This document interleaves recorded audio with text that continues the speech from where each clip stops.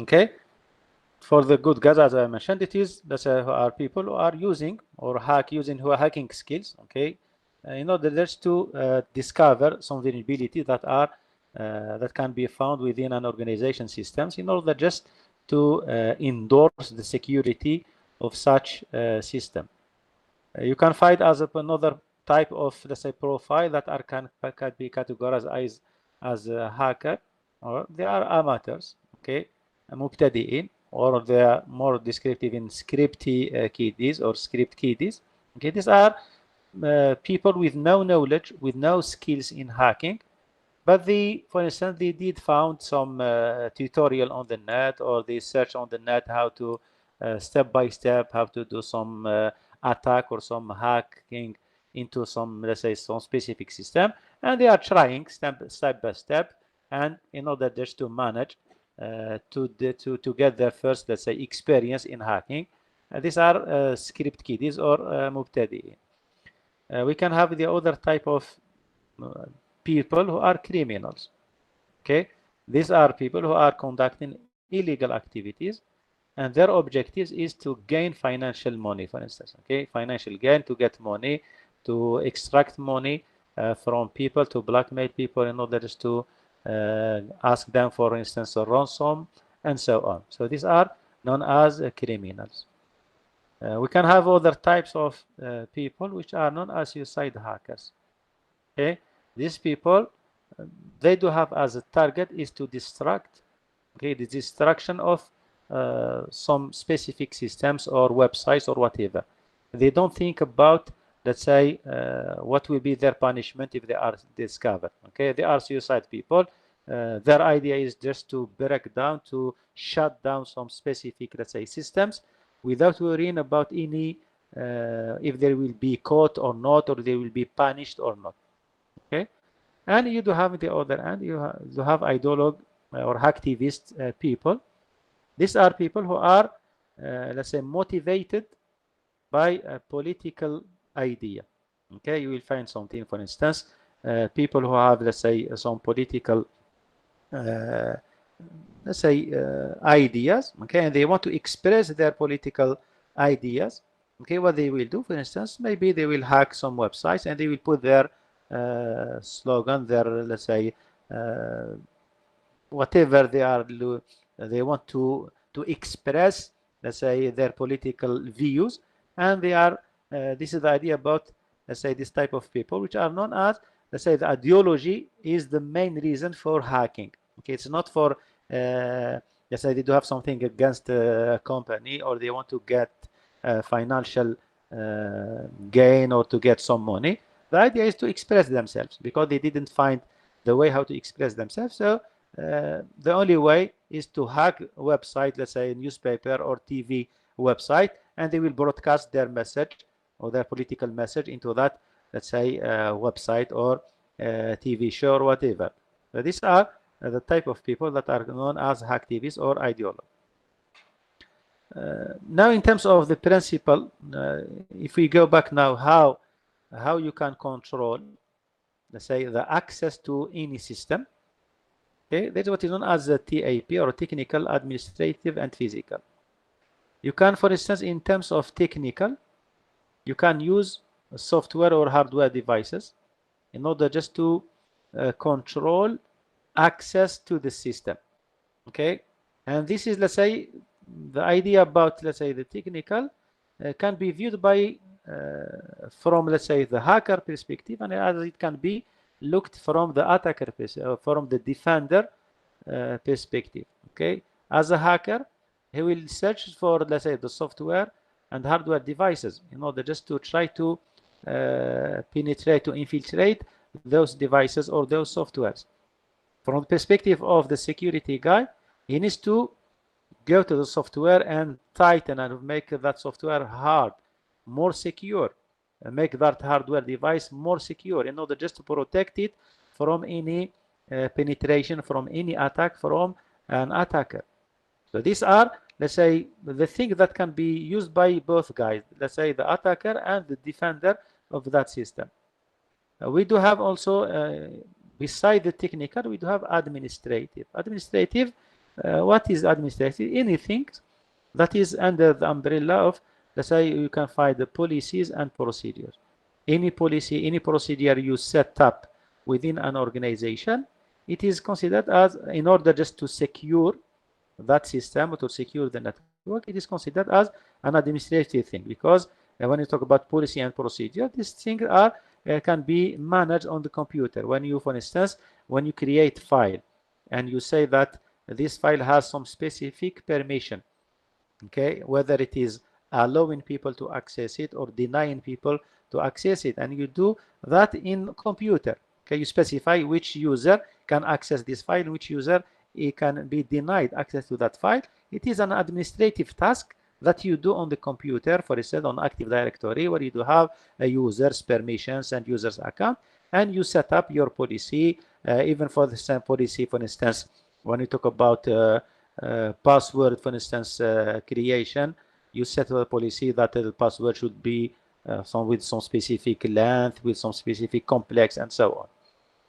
And we do have also the physical part, okay, which can be used to control access to some devices. Okay, you can use security camera, locks, doors, fences, any device that will prevent people from physically accessing some specific device or some environment or some, let's say, machines within your organization.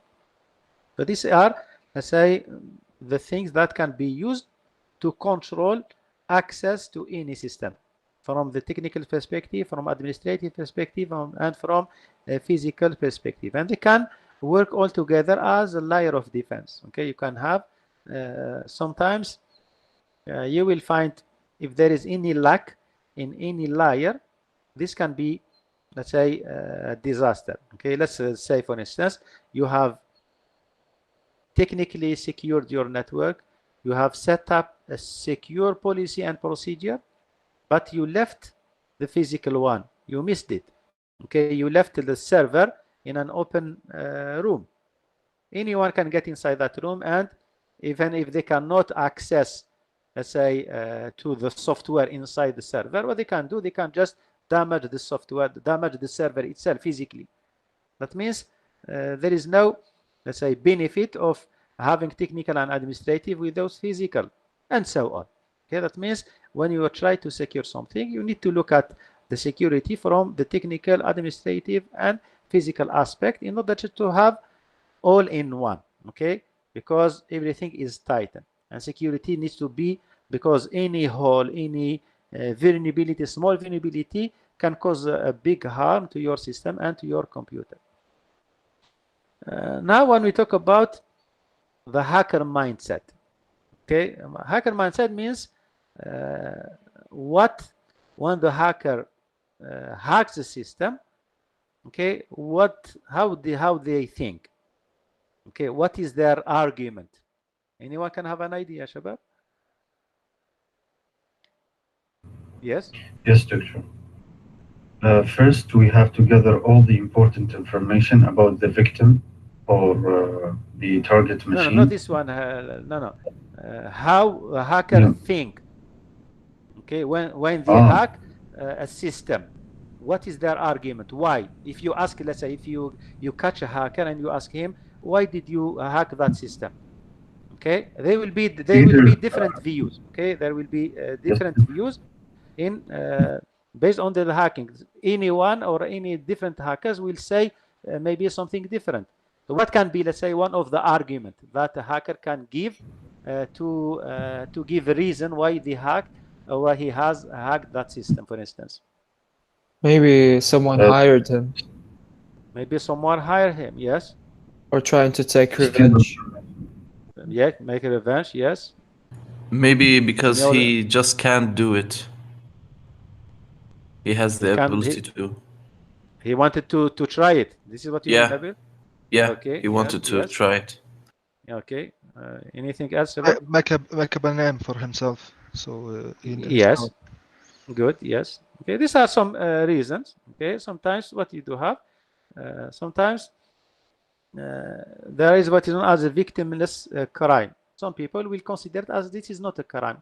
So what is the, let's say, they don't see on their action that it is a bad action. Okay, they say there is nothing. Okay, something that is, let's say, they don't take it as a crime or as something bad they did. Sometimes you do have what is known as the Robin Hood ideal. For instance, when you do have people who are, let's say, hacking some software, okay, and they make it public to people in order just to, for instance, it's like the idea about getting money from the rich and give it to the poor people. The same way, the Robin Hood ideal, the same way, you will have some hackers, they will try to hack some specific software from the big company, and they make it available to any user, to any user, to the people, to poor people, without they can access that software with the correct version and they can use it. Okay, this is the idea about people. There are some people, they do have this mind. Okay, they will say we are here to help. We are against those rich big company, for instance. We are against Microsoft. Why they have we have to pay for the license of, let's say, of the software. Okay, why there are many people who cannot afford to buy such system. So let's break inside those systems, crack it, and make it available for everyone to be to use that, let's say, the software. Okay, this is what is known as Robin Hood ideal. You can have, for instance, national pride, okay, or patriotism. For instance, for someone who is iftikhar, okay, I would say, for instance, I am proud to, for instance, I'm proud to access that software. Okay, and this is an act of, let's say, wataniya, for instance. Well, you can find it, for instance, from one.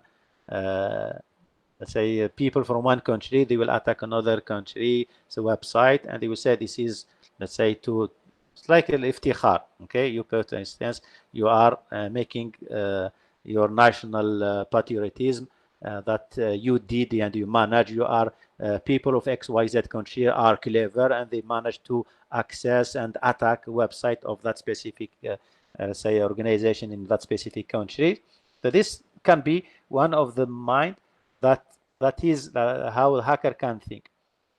Sometimes you do have educational value. Sometimes people will hack a system for educational. Here, what as we are doing, for instance, we are studying hacking in an environment, in, for instance, in a virtual environment for an educational purposes. We are doing hacking activities, but for the sake of education, we are learning, we are teaching, we are studying, so we can practice in a secure environment. Yeah, sometimes you do have curiosity. Someone who is hacking, we said, oh, I have just discovered discovered this tool.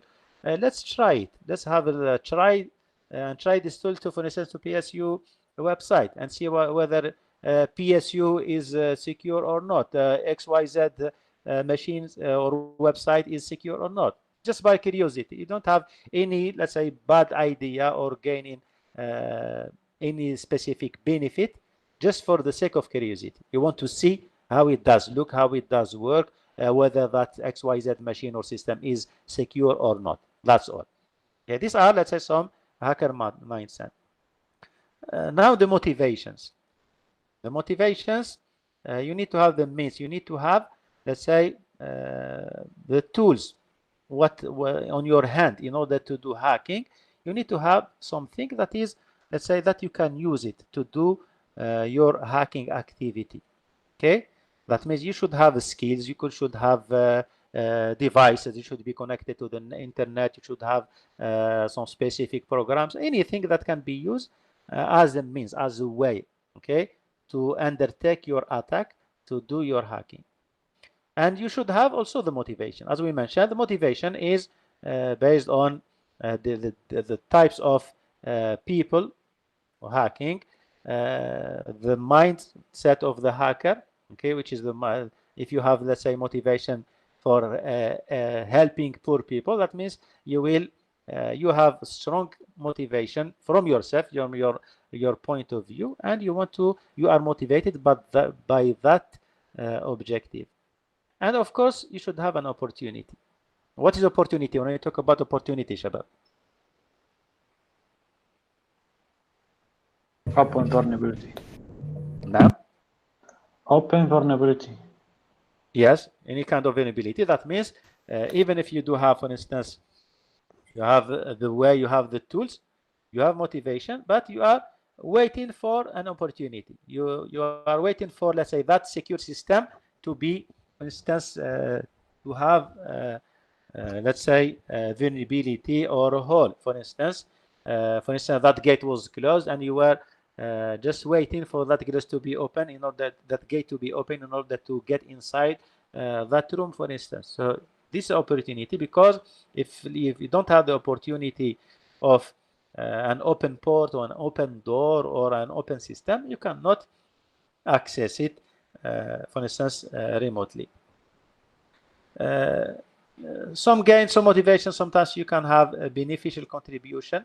This is when we talk about as an ethical hacker. If you are an ethical hacker, okay, you can use or if you are a penetration tester, you can use your penetration testing in order just to contribute to the benefit of the company, in order just to secure that company. This is the idea about, let's say, the whole hacking process you did to that company, of course, with their consent, in order just to contribute to secure, to discover, for instance, vulnerabilities, and to contribute to the security of that company website or systems.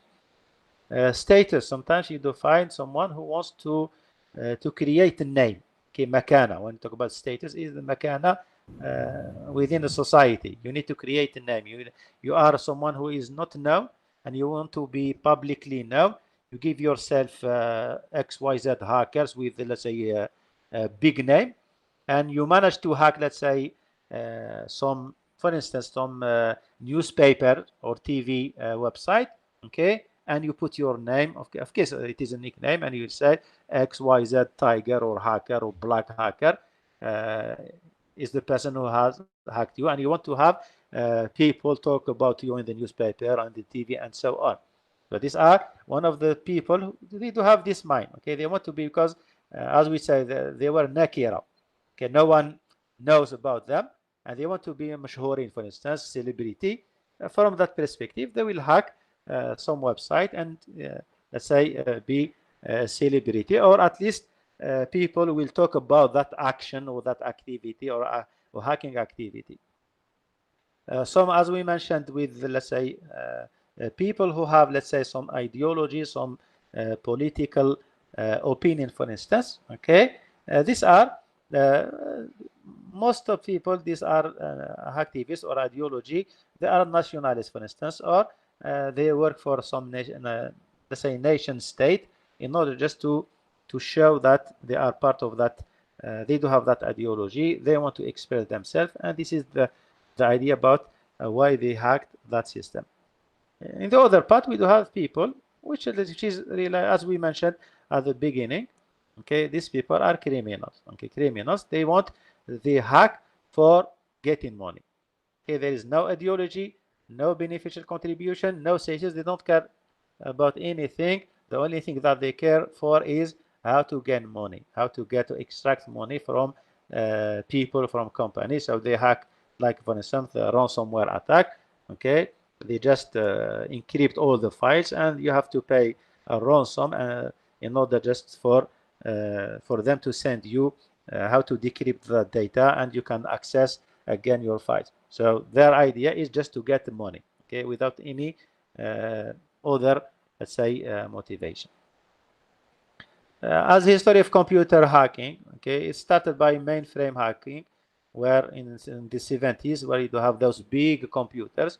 Then through the years, with the evolution of the computers, of the programs, okay, it went from worms and viruses released on PCs to website hacking to malicious hacking, when we'll see that people now are targeting the big company manufacturers in order just to let's say, to gain money, or just to shut down some big systems and so on. So as computers technology evolves, in parallel you do find the hacking methods evolves also. Okay, in the, for instance, when you go to the mainframe hacking, there was at that time there was no internet. That means there were a few people who managed to do some hacking to those big systems, people who have access to those systems. Now, when the internet has increased, this has increased the chances of hacking more and more. Why? Because now from your desktop you can access remotely. Because of the big internet, everything is distributed, everything is connected. So you can access any PC in the world, okay? And also you can find many tools on the net, free tools that can be used for hacking activity. You can find many tutorials or lessons on the net how to do hacking. All these types of let's say information has contributed to the increase of the number of hackers. Okay, maybe the hackers before were only people who are skilled, who are, let's say, technical people, computers people, but now anyone, okay, can access the internet, can read and use those tools, try and they manage to hack. This is what makes, let's say, these are some of the reasons that have contributed to the increase of the number of hackers and the number of hacking acts on many organizations. Okay. In terms of modern hacking, of course, also it is related to the type of hackers. Okay, there are many new threats, many new types of worms, spam, adware, rootkits.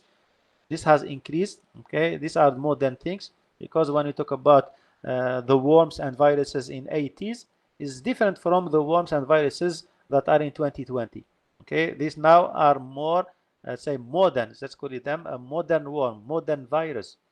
Okay, uh, also in now in hacking, let's say, environment, now maybe previously it was lone hacker, people who are working individual, they do hacking individual.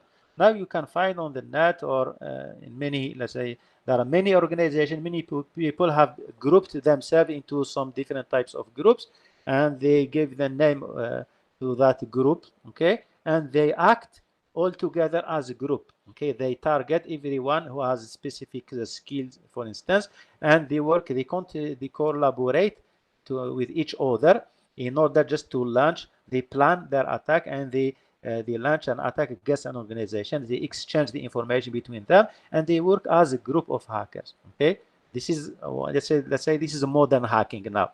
Okay, instead of working alone. You'd have also crime rings, organized crime, nations with hostile interest. These are using the internet to attack, let's say, other let's say activity, because they are crime organized, okay, or crime rings. As we mentioned, their objective is to gain financial benefit, so they will undertake this type of attacks. Of course, you do have hackers. Sometimes the hacker will receive, let's say, a financial benefit from organizations or crime organizations who are hiring those hackers. And you can find also, okay, the government, foreign government. Okay, you will find a government attacking another government. Okay, they will not do it, let's say, as we said, formally. Okay, but what they will do, they will hire other hackers. They will give them money. They will pay them a big, let's say, money, okay, in order just to undertake an attack against another country. So they are government-funded hackers. Okay? These are, let's say, a modern one, because previously in the old time, those lone hackers, they used to hack for themselves. Now people are hacking for organization. People are hacking for government. This is, let's say, for terrorists, for instance, and so on. So these are, let's say, as we mentioned, has evolved, let's say, the way how hacking is done. In terms of, let's say, our course, which is the ethical hacking, okay, you can call it ethical hacking or penetration testing. Okay, for the ethical hacking, just to differentiate it from the other hacking. Okay, now when we talk about ethical hacking or we talk about penetration testing, that means you are using, okay, you are a hacker that has been hired by a company in order to discover any type of vulnerabilities within that organization, okay, and give them a report. Okay, guys, so this is an ethical hacker. Now, to work as an ethical hacker, to do such activity within an organization, you need to get permission. Okay, you cannot, let's say, do ethical hacking from, let's say, let's consider, for instance, you are at home, for instance, and you want to discover, let's say, the vulnerability existing within, for instance, PSU website or PSU systems or network. Okay, your idea, or let's say your objectives, were good objectives. Okay, you did have in your mind that you will say, I will try to discover vulnerabilities, I will try to discover any problem or hole within PSU network. If I discovered anything, or if I discover anything, I will report that to the ITC or the ITC people, or the IT director at PSU. The objective was good. But if you didn't get permission to do such act, you are no longer called ethical hacker, you are a hacker. Okay, that means without permission, بغض النظر, whatever your reasons, whatever your objectives, you are a hacker if you didn't get permission. You should get permission to do, in reality, what is hacking. That means you are accessing a system without authorization. Okay, if you access any system without authorization, you are hacking. You are hacking that system. So if I get permission from that organization, I will access that system with their consent, with their permission. At that moment, I can call myself, I am an ethical hacker, or I am penetration tester. Okay, Shabab? Okay. Yes. Okay, so it is the ethical hacker. Now, penetration testing. Now, when you do ethical hacking activity or you do penetration testing activity, okay, it is structured. What does it mean structured? You need to follow some steps, some specific steps and methods.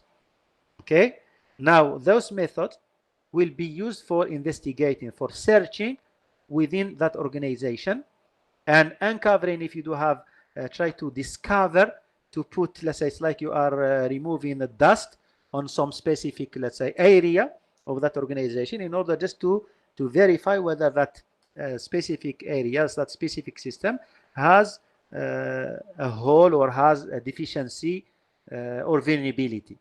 Okay, and reporting on target system and vulnerability. So you will say, you will give a report on that to that organization, that this system is strength, this is the level of strength of that system, and these are the vulnerabilities that I have discovered. Or if you didn't have discovered anything, you just put that on your report. Okay, and when we talk about penetration testing, it is part of an IT audit. IT audit is you can find, for instance, auditor people who are hired by a company to look and study, let's say, the security of that organization from different perspectives. And they will, at the end, maybe they will stay 2 weeks. It depends of, let's say, the size of the organization. They might stay 1 month within that organization, looking at the different aspects of security within that organization, in order just to look more specifically to many things and write down the report. Whether, for instance, let's give an example, they will try, they will see people, how people are storing, for instance, their password, whether they are writing their password on a piece of paper and stick it on their screen, or whether people are using complex password, or the password is normal, or whether there are some systems without password at all. So all those can be studied and analyzed by those auditors, and they will, at the end, They will write a report and generate a report, and they will say this and this and this are, let's say, the vulnerabilities are weaknesses of your organization systems, and you need to do this and this in order just to enforce the security of the system. Okay, and those IT auditors are considered as a penetration tester because they will test the system, they will test the organization systems in order to discover, to uncover things that are hidden. Okay, I want to talk about uncovering because sometimes there are many viruses, worms running within your systems which have not been detected by the antivirus, by an IPS or IDS. Maybe when you hire those penetration testers, they do have some specific skills, they do have some specific, using some specific tools which allows them to detect the existence of, for instance, such worm or such virus. Okay, as we mentioned, all that, let's say, penetration tester or testing activity now is commonly part of an IT audit. And for by the way, there are many certifications that are specifically just for auditing. As you do have, for instance, some certifications for technical, you do have some certifications that you can read and test and pass the test. You will have many certification for an IT auditor, and you can have as a management IT manager, for instance, or security IT manager, like for instance, CISO, Chief Information Security Officer, which is based, let's say, part of the management or security management of an organization. That means every, let's say, part, whether it is a technical part or auditing part or managing part, can have many securities certification that you can do and pass it. Okay, and everything has, let's say, its own way of studying and training those for those certification. Okay, now for now, as a penetration tester, okay, when you do your ethical hacking activity, when you do your penetration testing, okay, there are three ways. Okay, well, there is, I think this is common for you. You have already covered this black box, white box, gray box.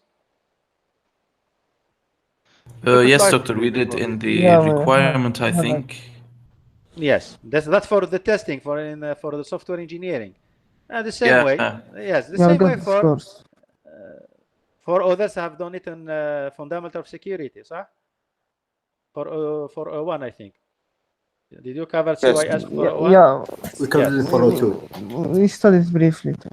Yes, for the black box testing, that means when you do an ethical hacking on some systems, or when you do penetration testing on some systems, you don't have any idea about the system you are trying to test. Like, for instance, someone who is sitting outside PSU campus, he has never been inside PSU campus, he doesn't know the number of systems, what are the different systems used, what are the operating systems adopted or used by PSU, whether they do have servers or not, whether they do have access point or a firewall. They don't have any idea. It's like someone who is blinded, okay, and you ask him to touch something and try to discover what is that thing.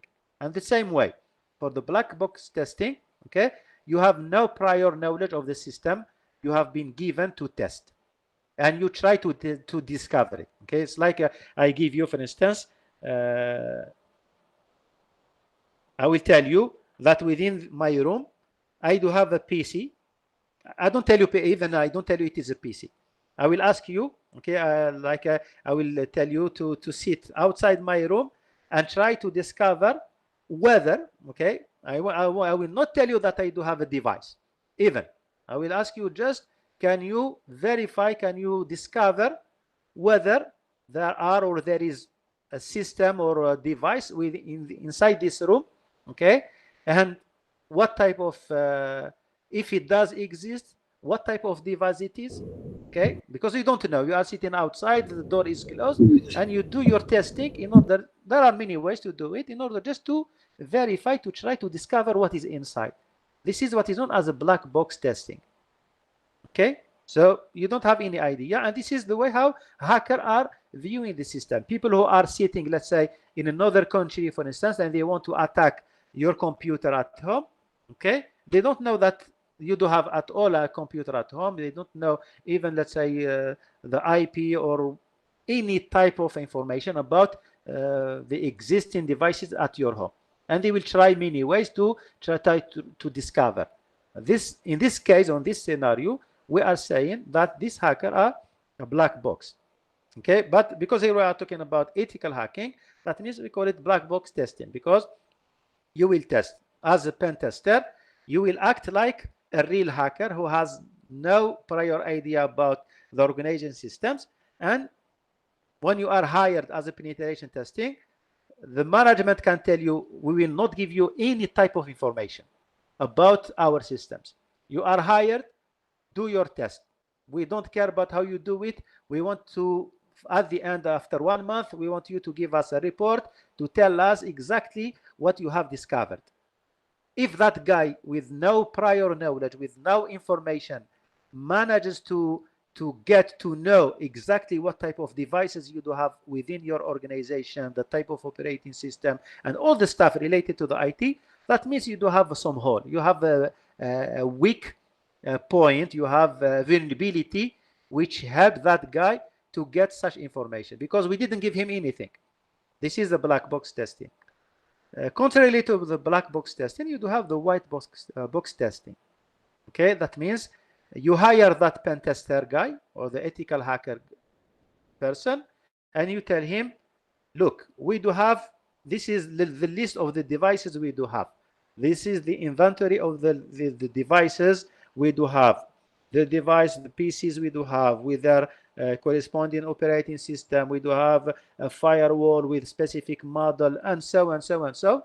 Okay, please do your testing. See whether you can penetrate into those devices. We can whether you can access those devices. Okay, with the knowledge of everything on his hand. This type of testing is called white box testing. Okay. We can have, if you can see here, black box, no information, zero information. White box, 100% information. Gray box, it is in between. You have some knowledge provided to the testing team. What does that mean? I might tell you, I do have in this room, I do have 5 devices running Windows. That's all. I will not tell you what type of devices I do have, what type of Windows, whether it is XP or 10 or whatever. Or I can, for instance, I can give you a guest username and password. And I will tell you, try to access our systems. I will give you little information. Okay, let's consider it, for instance, 50%. Okay, black box, 0% information, white box, 100%, gray box, maybe 50, 60% or less. Okay, depends of let's say the size of information you give to the pen tester or to the testing team in order just to test your organization's security system. Okay, guys, is that clear, the difference between black, white, and gray? Yes. Yes. That's it. Yes, doctor. Okay, now for the auditing, we said that we do have security auditing. Okay, as we said here, I've already covered that one. We said the security auditing checks whether the organization is following a set of standards. Because as an organization, in order to secure your company, for instance, you need to have at least a baseline of security that you cannot go beyond that line. Okay, so to make sure that you are following some standard, you will adopt some, let's say, standard for security that will dictate what are the policies and procedures in order just to secure your organization.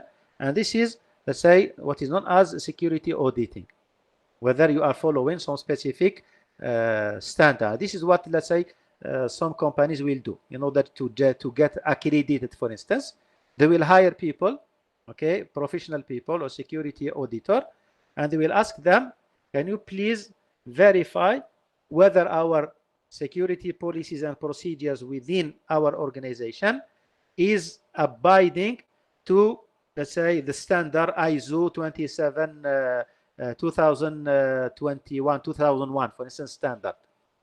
Okay, and this auditor will go through a checklist and will verify.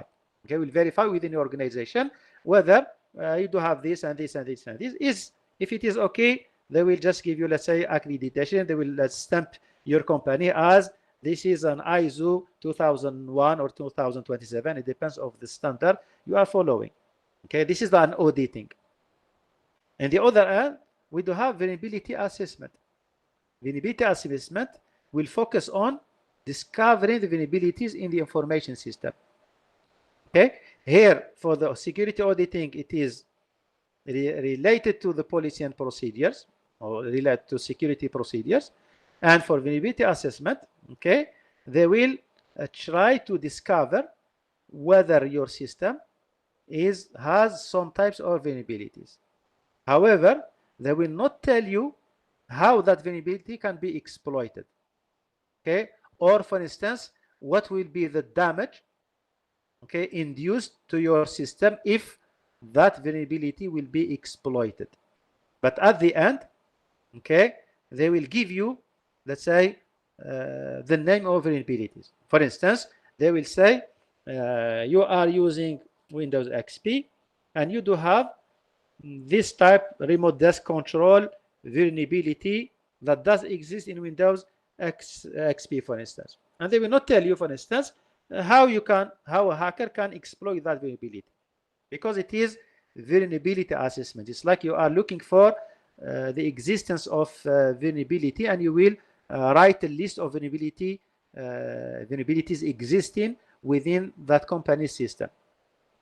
Okay. The other pen testing or penetration testing.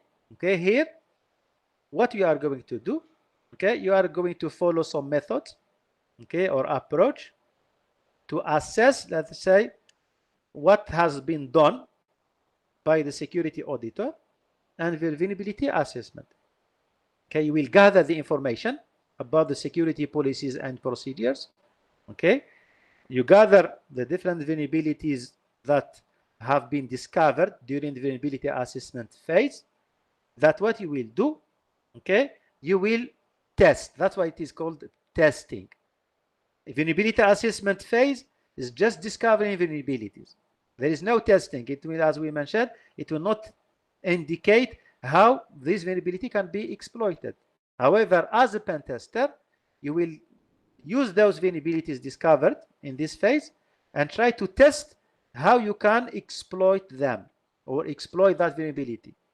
You discovered in security audit, they discovered and they put in the report that there was a deficiency in, let's say, passwords, for instance. Okay, they mentioned that in their report, but they didn't try it.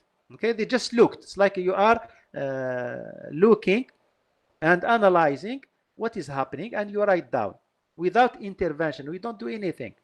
But when it comes to the penetration testing, okay, you will demonstrate, you will show to the management, to the director, to the CEO of that organization who has, let's say, hired you as a penetration tester.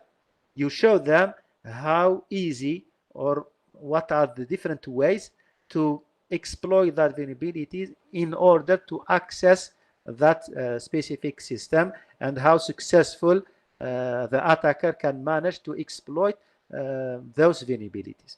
So these are, let's say, the different types of, let's say, or comparison between security auditing, vulnerability assessment, and penetration testing. Okay, Shabab? Now, for the role of the ethical hacker, okay, to be, let's say, to act as an ethical hacker or to act as a pen tester, the first thing, you need to have knowledge and skills.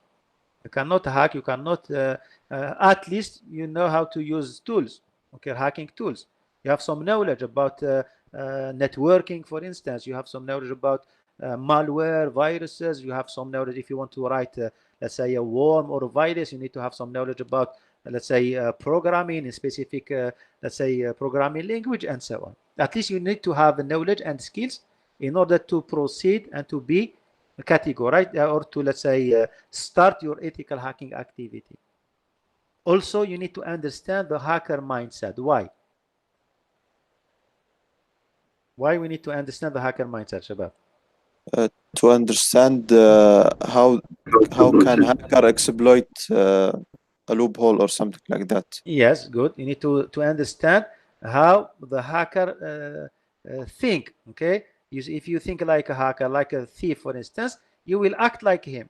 Okay, and as much as you have the capability, you have that mindset, you will use, let's say, all the possible tools that can be used by a hacker to exploit, let's say, or to exploit you, for instance. Okay, Shabab?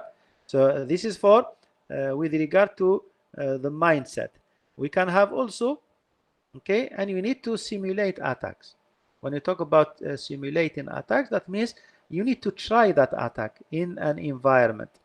Okay, now simulating the attack, usually when you talk about simulating attack, you can have simulating the attack within the organization itself. And here there is something that needs to be taken into consideration with regard to what is known as a production environment or production line. Okay, sometimes you cannot try to simulate the attack. Okay, here we talk about simulating. As an ethical hacker, it doesn't mean that you are using VMware, Shabab. Okay, you are hired by organization or by XYZ organization as a pen tester or as an ethical hacking to try to test their systems. That means you will simulate the attack. That means you will try to undergo the attack, to launch the attack against their systems. Not a simulation in virtual environment. In a real environment, because you are testing real devices. Okay, so you need to simulate the attack. You need, because it is not enough to say that yes, we discovered that there is. We cannot talk about testing if you don't simulate the attack. This is all. Okay, so you need to test the attack. You need to act to launch the attack in order just to verify whether, by of course they are with the hacker mindset, and you will see whether it will succeed to attack that organization system or not. Okay, Shabab? Yes, Doctor. Okay. For the role of ethical hacking, we got with the key point here. The first thing to act as to do your simulation, to launch your attack against organization, the first and the most important thing is to require permissions of victim. You need to get permission from the victim, whether individual or an organization. You cannot act, you cannot, as we mentioned from the beginning, you cannot call yourself you are a pen tester or ethical hacker if you don't get permission. Okay, and this, believe me, this getting permission is on your benefit. Okay, before it is the benefit of the organization, it is on your own benefit. Because why? Because sometimes if you are caught or someone complains about you, okay, at least you need to cover yourself, to protect yourself, that you got permission. Okay, and this is what is known as the rules of engagement. Rules of engagement, something that you will sign, that will document, that will be signed by both, but by you and the other end, or the other party, which is the organization that you are doing testing for them. Okay, and you have to specify exactly what are the devices you are allowed to access and to test. Okay, if you go beyond or out that what is mentioned in this document, that means you are breaching the contract between you and them, and they can tell you to, they can take you to the court. Okay. Well, however, if you sign the rules of engagement, let's say document, okay, and it specifies within this document that you are allowed to test XYZ server, and you did your testing, and something bad happened to that server, they cannot take you to the court and saying that you have damaged their server. Why? Because you protect yourself with this document, because it says in the document clearly that you are allowed to test that server, and you are not responsible for any let's say bad thing that can happen or that can result of the testing. So everything will be let's say written clearly in order just to protect yourself from the first thing, and of course you are getting permission from the company. Okay, Shabab? Okay. So as we mentioned, as I mentioned previously, okay, we said we as a key point in any ethical hacking on pen testing is to require permissions of the victims in order just to undergo your pen testing.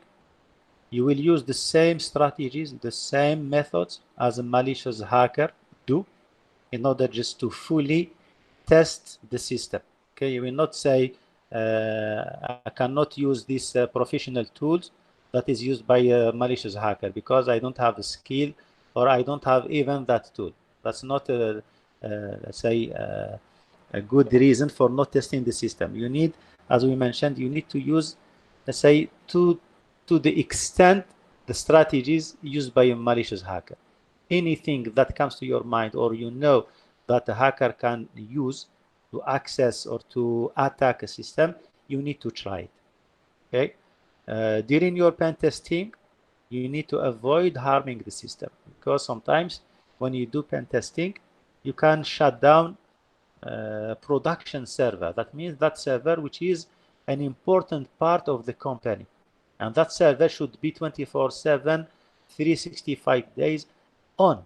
And when you do your testing, maybe you cause that server to shut down, and you will induce the company big financial loss. So that means you have to be careful when you do your testing.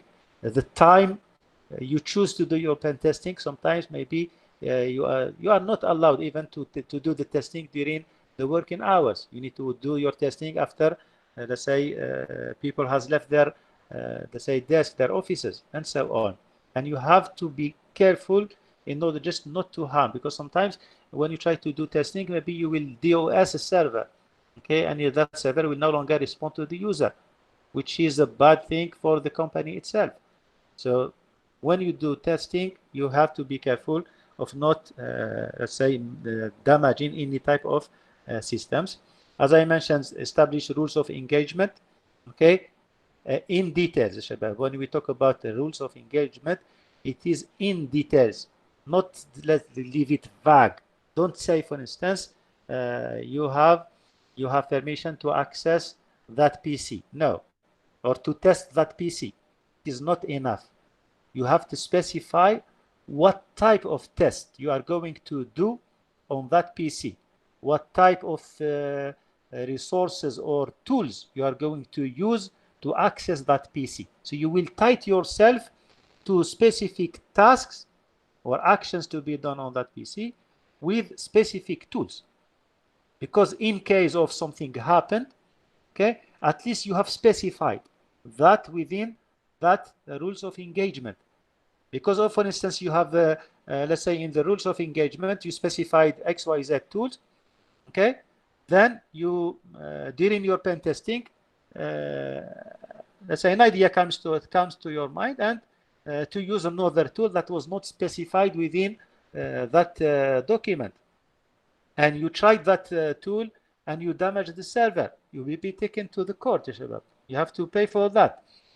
So it is very important, and you have to be careful to be or to abide to all the points within the rules of engagement document, not to go outside that rules of engagement. If you discover that you want to have another tools, another test, you need to rewrite another document that will be amended, and you need to write exactly what are the new updated tools or new updated tests that you want to do on that specific server or that specific system or IT system.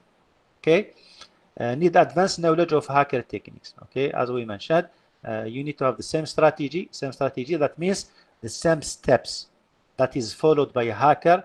You have to follow it as a pen tester, and you need to have the same techniques used by a hacker. You know that hacker used this and this and this technique. Just use it as a pen tester and try to test such, let's say, company, whether it does have some types of, let's say, loopholes or vulnerabilities. Okay, in ethical hacking, okay, there is something, let's say, it's like a balance when you talk about security, functionality, and ease of use. So now sometimes when you tighten the security, you will affect the functionality of the system. Sometimes when you tighten your security, you harden your security, it will no longer easy for people to access the server, to use, let's say, the resources within the network, and this is a problem. Okay, you need to find, so it's like a balance. Okay, where you can secure the system, keep the system functional, and make it easy for people to access the resources. So it's like a challenge. You have here a challenge between the usability and the security. Okay, security in one part, you have the objective of securing the system. You have objective to secure, let's say, XYZ organization's network, and at the same time, whether the security procedures you take, okay, to the extreme, will those, let's say, steps will affect the functionality of the system of that company or not? Will that affect the access, okay, the simplicity of accessing and using the resources or not? So you have to be careful. Sometimes it is very challenging, because sometimes maybe you go too far for security in such a manner. Let's, for instance, let's specify, for instance, let's say in security, you specify that the password should be, for instance, 20, not less than 20 characters, and it should be a complex password. Should contains, let's say, 3 capital letters. Should contains symbols, 4 symbols, for instance. Should contains numbers. Okay, from point of view of security, it is a good. Okay, it is a good complex password, because it is very difficult for someone to guess or to try to crack that password, which is 20 characters long with different complexity. But do you think that setting up such policy for this password will help ease of use or not, Shabab? Ease of use for which side? No, it will not help. The user? It will not help. It will not help. You are making life, say, difficult for people, for the user to access the system, because from point of view of security, as a security guy, it is a good password, okay, policy. But whether people will abide to that policy or not, it is difficult for them. Okay, even for 8 characters password long, it is difficult for people to let's say, to memorize that password. Okay, what if you tell them it should be 20 characters with different complexity? That means you are forcing people, okay, in that way, you are forcing people to write down that password, okay, on a piece of paper and stick it beside their computers on the screen, and anyone can pass through that computer. They can spot that password and write it down, and later they will access your system. So from one side, you are securing, let's say, the system by specifying that type of policy. In another side, you are pushing people not to abide or to make, let's say, for instance, some mistakes, okay, that should not be done by such people. So that's why it is very important to, when you secure a system, you have to take into consideration the functionality of the system, whether by applying that system procedures. So security procedures, whether system will still functional, will do the same. I will not affect, let's say, the functionality of the system, and at the same time, I will do what I will I will facilitate, I will keep the access to the system, let's say, simple for people and without any problem. Okay, so this is in terms of, let's say, between usability and security. And we do have, as you know, in the other art, which is the CYS triad, confidentiality, integrity, availability, which I will not say anything about it because I think you have already covered. This is the basic thing in any system, in any security system, any system that doesn't provide confidentiality or integrity, availability, both, it is not considered as a secure system. This is, let's say, the minimum. Okay, of course, you can find other criteria, but the main thing in any secure system is confidentiality, integrity, and availability. Now, in terms of, if we go back, for instance, if we get, or if we go to the method used by a hacker, or what are the different phases that a hacker will go through in order just to undertake an attack. Okay, the first thing is reconnaissance. You're going to see later each one individually. Then you go to second phase. Okay, let's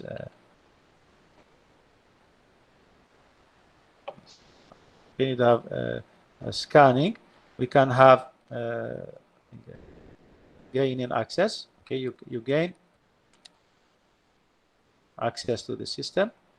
We can have once you get into the system, you maintaining access, and at the end we have to hide yourself, clearing consent tracks. Okay, so this is, let's say, the main phases that is done by a hacker, and the same thing you need to follow when you do your let's say your pen testing. Okay, you need to use to have reconnaissance, to scan the system, you gain access, you maintain your access, and you clear your track. Okay, now if we go to the first one, which is reconnaissance, which is known as istitla or istikshaf. Okay, because you don't have any idea about the system you are trying to test. You are pen testing that organization. Okay, now what you need to do, you need to gather as much as information you can about your target, because you cannot attack an organization if you don't have enough information. Okay, like in في الحروب, in the battles, الشباب. Okay, when you have a battle, you will find, for instance, a troop or an army. They will send, let's say, peoples, or let's say small patrol, for instance, to discover the enemy's, let's say, resources, or how many soldiers they do have, what are the different types of how they do have tanks, or what are, let's say, arms, or whatever information they can gather. And based on the gathered information, they will prepare for, let's say, the proper attack, the proper tools to attack them. So this is the same thing is happening in any ethical hacking or pen testing. This is what you need to do. Okay, you need what? You need to gather as much as information about your target. Okay, and even, for instance, and try to find out, let's say, if that information which I gathered, okay, can be used, can be helpful to me, to be used to launch my, let's say, techniques, or to choose the appropriate tools for attacking. Okay, and when we talk about gathering as much information about organization, it can be, for instance, clients organizations, it can be employees, who are the employees working within that organization, the different operations the organization is doing, their network, their systems, anything you gather. Just gather information. Then later you will filter and see which part of information, which piece of information it will help you in order just to launch your attack. Okay. Now, in terms of reconnaissance types, okay, we do have here passive reconnaissance, and we do have an active reconnaissance. Passive, anything, any type, or any time you see the passive techniques or passive act, okay, that means you are gathering the information, you acquire the information without directly dealing or interacting with your target. Okay, for instance, I will go to the internet on Google. I will search for PSU employees. Okay, the information I will get it from Google, not from directly from accessing PSU website and searching for the employee's name within their website. So this type of reconnaissance of gathering information is considered as a passive because I didn't interact directly with my target. I got the information from the outside resources or outside sources. However, for the active reconnaissance, okay, that means you are directly interacting with your target by any type of method, whether by accessing physically, remotely, whatever. The essential that you interacted directly with your target. I accessed PSU website.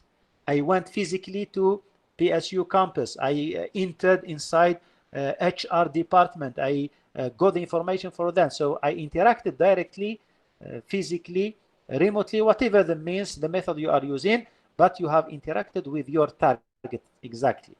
Okay, you can call them, for instance, use telephone call to get some information, call the department, technical department, help desk, whatever. At the end, I interacted with my target directly. So this is known as an active reconnaissance. The second phase, which is the scanning. Okay, scanning, we do have here, which is known as referred to the pre-attack phase. Before you attack, okay, you scan the network for specific information. Okay, let's say, for instance, during the reconnaissance, what I did during the reconnaissance, I discovered that that organization is using a subnet network, for instance, 10.0.0.0. This is what I got. That means I got an IP address of their server. That means here I got some piece of information. Then what I will do, based on that gathered information, which is the information about the IP or the network ID of XYZ organization, what I will do, I will try to scan the whole network that belong to 10.0.0.0. This is the scanning. That means I will try to discover what are the machines that are alive within that network. Because so far what I know only that XYZ organization is using the network 10.0.0.0. But I don't know how many devices there are there, how many devices are alive, are on, how many devices are down, and so on. So this is the idea about scanning. Okay, what you can scan for port number, which ports are open within that network. Okay, using different types of, let's say, tools. Okay, I can use vulnerability scanners, softwares. I can use the ping. The basic one is the ping. Okay, you do have, for instance, let's say you discovered that the network, okay, network ID was, for instance, 10.0. Just let's make it more easy. Okay, for instance, 192.168.1.0. This is what I discovered. This is the network ID that I gathered from my reconnaissance phase. Okay, this is network ID. Okay, Shabab.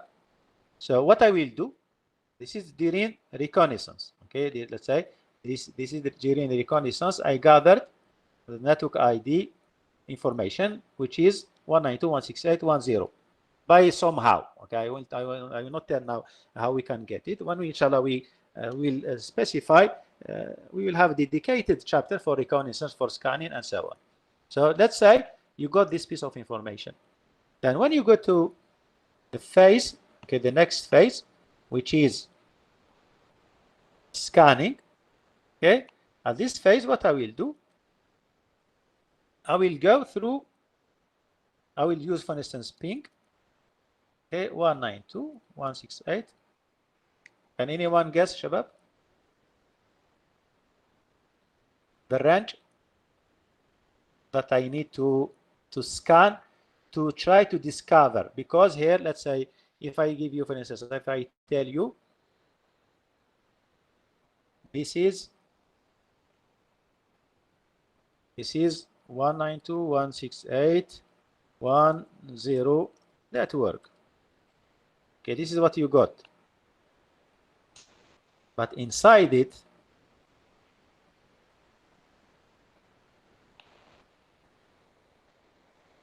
I don't know how many devices. Sorry, Shabab, I'm just drawing with my mouse, huh? Don't laugh about the drawing, okay? Okay. So this is, I don't know. For instance, I don't know how many PCs there are devices. This is, I know so far that the organization is using this network ID, but I don't know. I need to scan, okay, to do scanning, to scan the network. So what I will do, okay, iterate through the IP address, right? So you go from 0 to 255. from 0, for instance, to 92.168.1, for instance, 255 or 254, whatever. Okay. So this is the step of scanning. I will ping. I will start by pinging 192.168.1.1. If I got a reply, that means I discovered that that machine is replying to me. It is alive. It is on. So I will write it down. I go to 1, then 1.2. I didn't get any reply. 1.3, I didn't get any reply. Maybe I will get only a reply from three PCs. Okay, so I will write it down that these are, this might be the first step to get inside my network. Okay, and even when you get, when you go to the, let's say, to do the scanning, you will also do port scanning. What does mean port scanning? You will try to verify what are the different ports that are alive. If I discovered, now, if I discover that I do have, let's say, let's suppose that, okay, 192.168.1.1 replied to my ping. Okay, so what I will do next, okay, I will try. Then next, I will, let's say, I will scan which port is open on that machine. Okay, this is the step of port scanning. Okay, because how do I get, let's say, this is my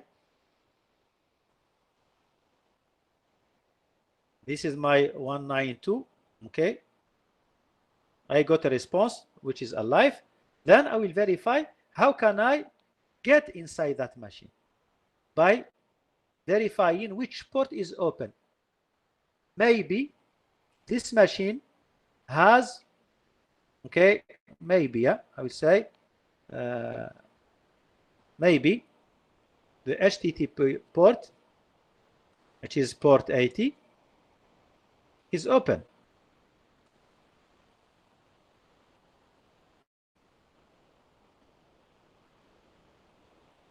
Okay, maybe this machine has the port 80 is open. So what I will do, I will just use that port, okay, in order just to access the system. So this is the phase of port scanning. Okay, once you do port scanning, you discover the different ports that are open in order just later to go to the next phase where you try to gain access to your system through those ports. Okay, then you extract the information. Once you know that that port is open and you know that machine is alive, what you need to do, you need to get the information about that machine. Among the information we can get, for instance, what type of operating system is running on that device. What type of device? Maybe it is not Windows, it is a firewall, maybe it is a router, maybe it is a switch. So I need to know exactly what type of system I have just discovered, okay, in order just to prepare for the right tool in order to get access inside that machine. Okay, Shabab? Okay, Doctor. Yeah, so this is the scanning phase. Inshallah, next session we will continue with the remaining phases. So it is very important to understand the concept of say how we can specify, what are the different stages